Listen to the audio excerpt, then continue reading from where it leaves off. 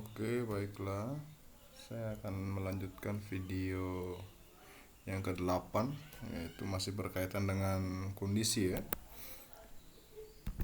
Jadi, untuk percabangan salah satu tambahannya itu adalah menggunakan perintah switch case.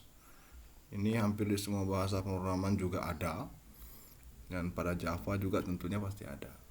Jadi secara teori, percabangan switch atau case sebenarnya adalah bentuk lain dari if else if. Ya, itu bentuk lainnya.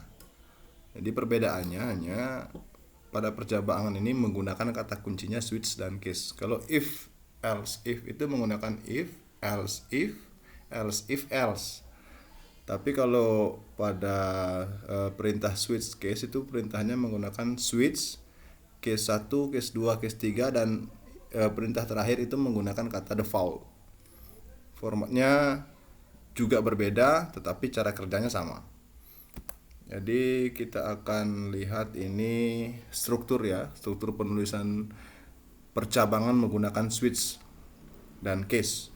Bisa kita lihat switch kemudian variabelnya case 1 kerjakan kode kemudian diakhiri dengan sebuah perintah break. Kemudian case 2 atau pilihan keduanya apa? Jika pilihan keduanya sesuai dengan variabelnya atau cocok dengan variabelnya, maka mengerjakan beberapa baris perintah atau satu baris perintah selalu diakhiri dengan break. Kemudian dan yang terakhir itu jika semua kondisinya tidak terpenuhi, maka secara otomatis akan mengerjakan perintah yang berada di bawah tulisan default. Ya, seperti itu formatnya. Saya akan mendemonstrasikan menggunakan IDE ya. Contoh penggunaan switch case pada Java ya. Jadi di sini bisa kita lihat saya mendeklarasikan sebuah tipe data string dengan variabel nama yang isinya adalah wayan. Kemudian dengan format tadi ya, saya tulis switch, kemudian variabel. Jadi kalau case Agus, jadi berarti bisa jika namanya itu Agus, maka perintah apa yang akan dikerjakan di bawahnya. Ya kan? Jadi di sini jika variabel nama itu isinya Agus, maka yang dikerjakan adalah menampilkan sebuah tulisan atau string nama Agus ganteng. Kemudian break. Itu akhirnya ya, mengakhiri perintah sebuah case itu diakhiri dengan perintah break. Kemudian jika case Irawan itu berarti jika nama itu diisi dengan Irawan, itu cocok ya. Ya, maka ini akan dikerjakan. Nah, kemudian break. Kemudian pilihan ketiga, jika nama ini diisi atau sesuai diisi dengan wayan, maka perintah ini akan dikerjakan. Break. Nah, kemudian di sini ada default ya.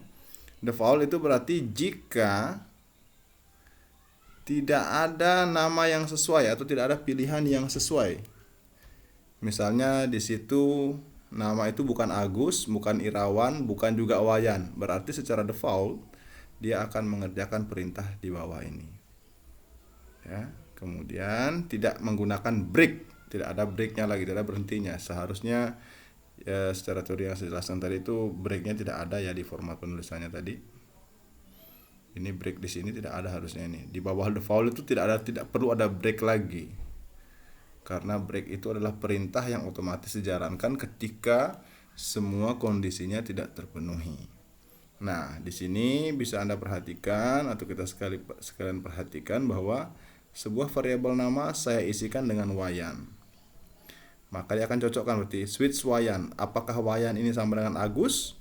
Kalau tidak berarti ini tidak dikerjakan. Apakah wayan sama dengan Irawan? Berarti ini tidak dikerjakan kalau tidak sesuai. Nah, apakah nama ini wayan sama dengan wayan? Nah, ini sama berarti kondisi ini yang terpenuhi sehingga akan menampilkan string nama wayan rajin menabung. Seperti itu kurang lebihnya ya. Kita coba jalankan dan lihat hasilnya.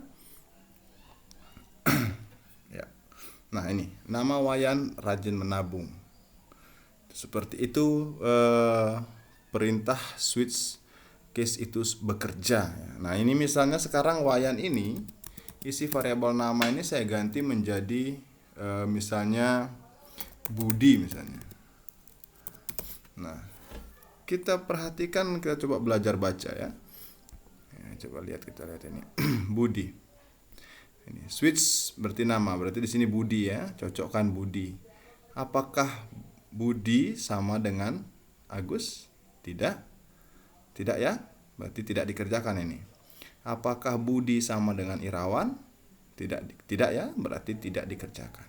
Apakah Budi sama dengan Wayan? Tidak dikerjakan. Berarti secara otomatis sistem atau sintaks akan menjalankan perintah di bawah perintah atau sintaks default ya. Jadi ini akan menampilkan tidak bisa diungkapkan. Nah, seperti itu.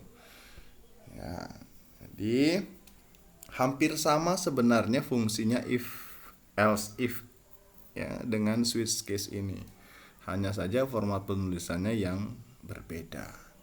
Nah, pada video ini saya juga akan sedikit menjelaskan atau memberikan contoh cara Anda memasukkan sebuah isi variabel itu menggunakan perintah scanner. Ya. Jadi perintah scanner itu gunanya Anda bisa menginputkan sebuah nilai atau string atau apa saja itu melalui keyboard Anda. Perintahnya itu adalah ini. Scanner, kemudian diikuti dengan sebuah variabel ya. Variabel scan, isinya itu new scanner system.in atau .in. Nah, ini untuk menampilkan ini. Jadi ini perintah untuk menampilkan.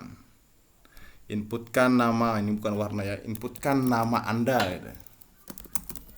Nah, kemudian setelah itu ini nama ini kita kosongkan saja, tidak boleh kita isi secara manual. Jadi kita deklarasikan saja variabel nama dengan tipe data string ya. Itu nama, kosongkan saja seperti itu, nggak usah diisi. Nah, kemudian di sini karena akan diisi melalui keyboard ya. Ini nama akan diisi dengan variabel scan tadi ini dot next line. Itu perintahnya. Jadi ketika ini dijalankan seperti ini. Ya. Nah, di situ inputkan nama Anda. Di sini Anda boleh memasukkan nama dari keyboard Anda. Misalnya saya masukkan Wayan. Saya enter.